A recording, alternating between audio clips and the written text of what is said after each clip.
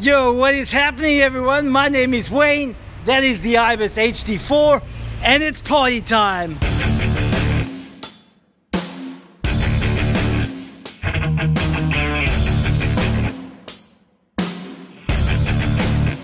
Alright, so first thing I noticed on this bike is the amazing stability this bike has compared to the HD3, which was a lot less stable than this bike.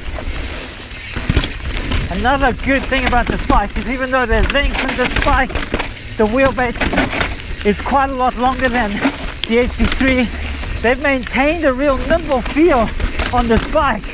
This thing crashes around corners ridiculously well. Woo-hoo-hoo. Oh yeah, this is such a sweet trail down here. If I can just remember where we're going. Woo! Oh yeah, we are thrashing it today on the Ibis HD4. Man, yeah, I mean this bike is so playful, man. This rear end is really linear. It's very, very comfortable to ride. It wants to pop off everything and just thrash and shred.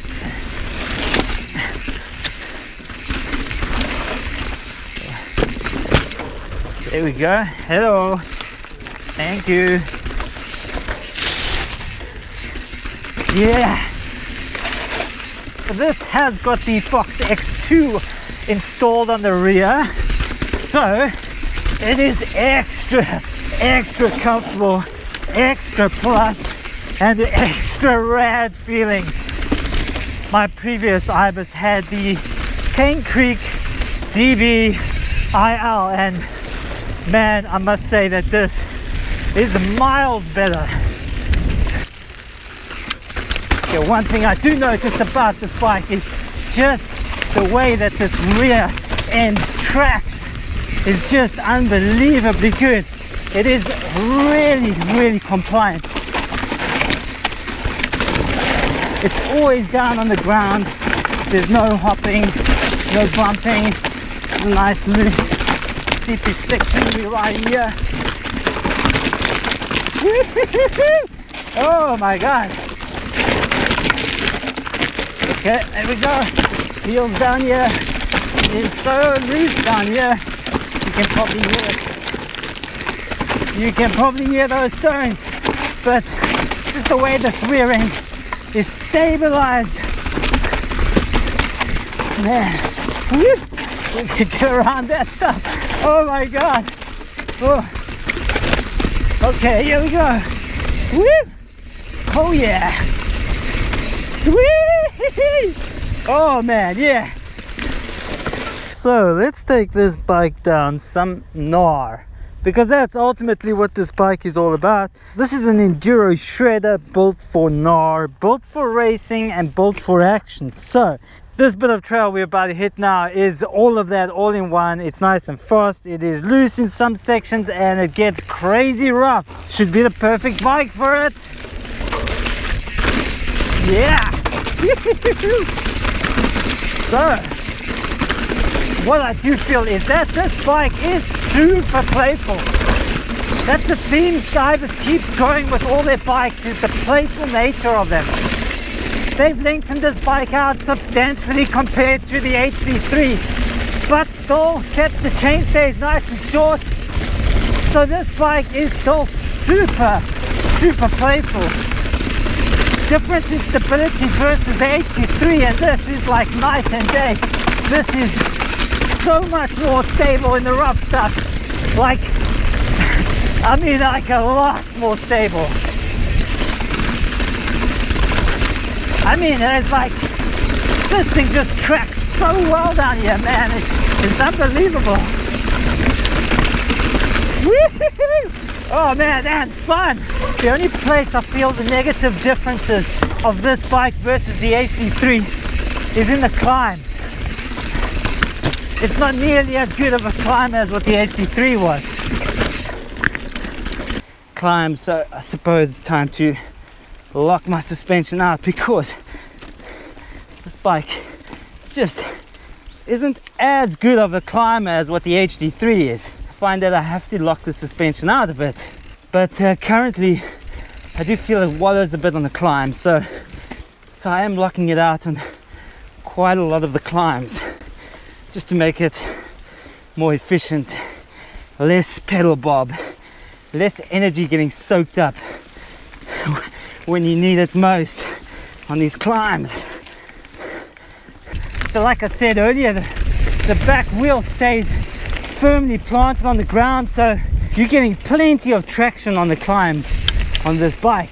Even while you're standing and putting that power down, you're still getting plenty of traction on the rear end. If you want to see the specs to this bike, there's a little rectangular thing going to pop up on the corner of the screen right about now. So just click on that. That will take you to the bike check of this bike. Sizing on the HD4, I am 173 centimeters tall. I was riding a medium framed HD3 and I felt that was a little bit cramped. Therefore I was riding with a 60mm stem on that bike. I did test ride a large on this bike, but I did feel it was a little bit too long, a little bit too much bike for me to handle around the corners. I just felt I was wrestling a little bit too much with that bike, so I've opted for the medium size frame. And you know what? I am really happy with it.